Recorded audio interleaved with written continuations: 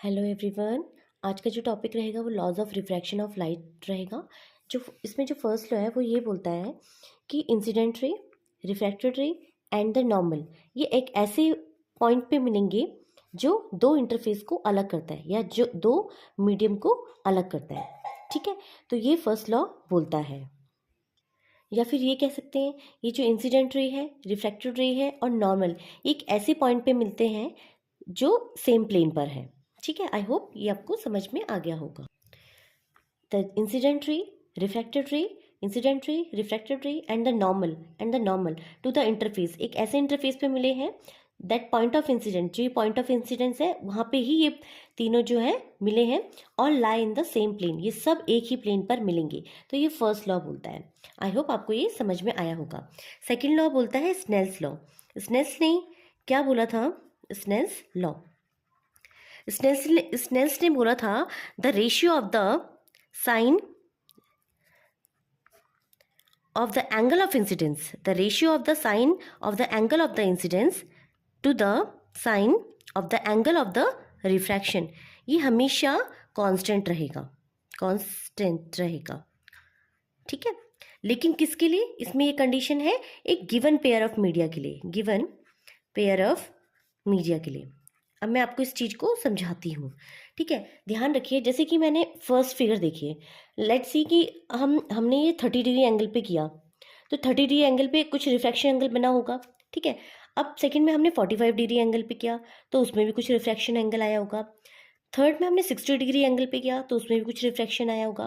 तो उन्होंने ये देखा कि जो इसका जो रेशियो है साइन आई और साइन आर है, तीनों जो जो तीनों ही फिगर्स हैं वो हमेशा कांस्टेंट आया। साइन 30 अपॉन जो साइन आर जो भी रहा होगा वो साइन 45, हमने ये 45 लिया है, 45 और साइन आर जो भी आएगा वो, और साइन 60 और आर, उन सब का रेशियो क्या आएगा? कांस्टेंट। और इसी कांस्टेंट को हम क्या बोलते हैं? Refractive index. इसी कांस्टेंट को हम क्या बोलते हैं? Refractive index. पर इसमें कंडीशन क्या है कि ये जो पेयर है ना ये सेम होना चाहिए। ठीक है, आपको पेयर नहीं चेंज करना है, जो ये आपका जो मीडियम का जो पेयर है वो चेंज नहीं करना है। जैसे अगर ये एयर और ग्लास है तो ये भी एयर और ग्लास ही होना चाहिए। तो गिवन पेयर ऑफ मीडिया के लिए sine I upon sine R हमेशा क्या होगा? कांस्टेंट होगा। और वही कांस्टेंट क्या है? आपका रिफ्रैक्टिव इंडेक्स है। तो इसे आप लिखते हैं रिफ्रैक्टिव इंडेक्स ऑफ सेकेंड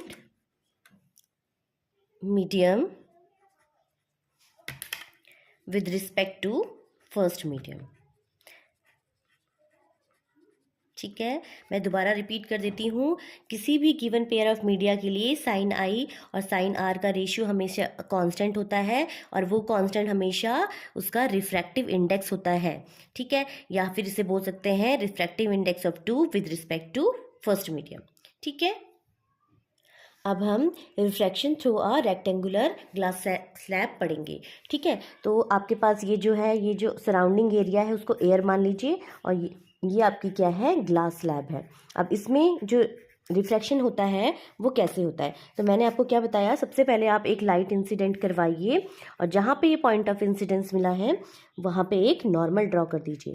ठीक है, अब मैंने आपको बताया ये रेयरर है और ये डेंसर है। तो जब भी कोई लाइट रेयर से डेंसर में आती है तो वो टुवर्ड्स द नॉर्मल बेंट हो जाती है। ठीक है, तो ये एंगल आई है और ये एंगल आर है। अब जहाँ पे, अब क्योंकि ग्लास स्लैब है, ग्लास स्लैब से हमें इस रे को बाहर भी निकालना है, तो अगेन ये लाइन जो है यहाँ पे इंसिडेंट होगी और ये पॉइंट ऑफ इंसिडेंस से यहाँ पे अगेन आप क्या करोगे? एक नॉर्मल ड्रॉ करोगे। अब देखिए, अब जो लाइट आ रही है वो कहाँ आ रही है?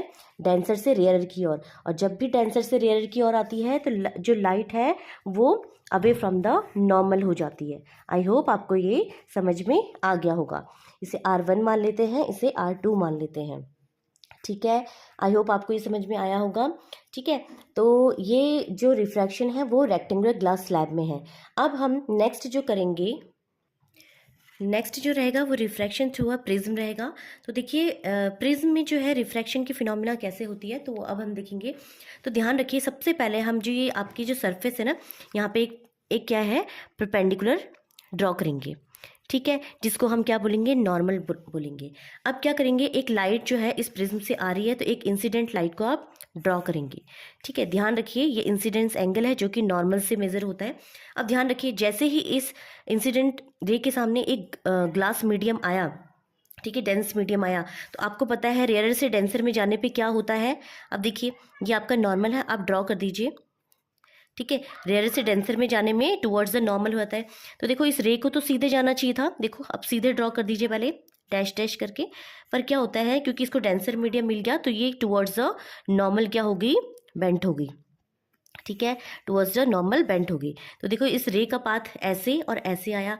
अब ध्यान रखिए अब इस रे को बाहर भी निकलना है, तो ये रे बाहर कब निकलेगी, तो अब देखिए अगेन हम क्या करेंगे, इस सरफेस के परपेंडिकुलर जहाँ पे ये पॉइंट ऑफ इंसिडेंस मिला है वहाँ पे हम एक नॉर्मल ड्रॉ कर देंगे। ठीक है, अब ये जो नॉर्मल आपने ड्रॉ किया है इसको N1 मान लीजिए, इससे N2। तो अब देखिए अब जो रे डेंसर से रेयरर में जा रही है, ठीक है, रेयर टू डेंसर, अब डेंसर से रेयरर। मैंने आपको बताया था जब भी रे डेंसर से रेयरर में जाती है तो अवे फ्रॉम द नॉर्मल हो जाती है। क्या हो जाती है, अवे फ्रॉम द नॉर्मल हो जाती है। तो अब ये आपको ध्यान रखना है, अवे फ्रॉम द नॉर्मल हो जाती है। इसका मतलब है कि ये इस रे का पाथ कैसे बना, देखिए आपको रे ऐसे इंसिडेंस हुई, फिर डेंस मीडियम मिला तो वो टुवर्ड्स द नॉर्मल आ गई, फिर अगेन वो रेयर डेंसर से रेयर में गई, अवे फ्रॉम द नॉर्मल हो गई। अब हमें ये रे कितना डेविएट हुई, तो हम क्या करेंगे, इस रे को थोड़ा सा बैक साइड में करेंगे। तो ये इंसिडेंस रे हो गई और ये कंप्लीटली रिफ्रैक्टेड रे हो गई। ये इंसिडेंट रे हो गई और ये रिफ्रैक्टेड रे हो गई। तो फाइनली ये कितना डेविएट हुई, तो इंसिडेंट रे को आगे बढ़ाइए और रिफ्रैक्टेड रे को बैक साइड करिए। तो ये जो एंगल हो गया इसको हम एंगल ऑफ डेविएशन बोलते हैं। इसको क्या बोलते हैं, एंगल ऑफ डेविएशन बोलते हैं। तो ये जो है रिफ्रैक्शन थ्रू अ प्रिज्म है। आई होप आपको ये समझ में आ गया होगा। नेक्स्ट क्लास में हम स्फेरिकल लेंसेज पढ़ेंगे। Thank you so much for watching.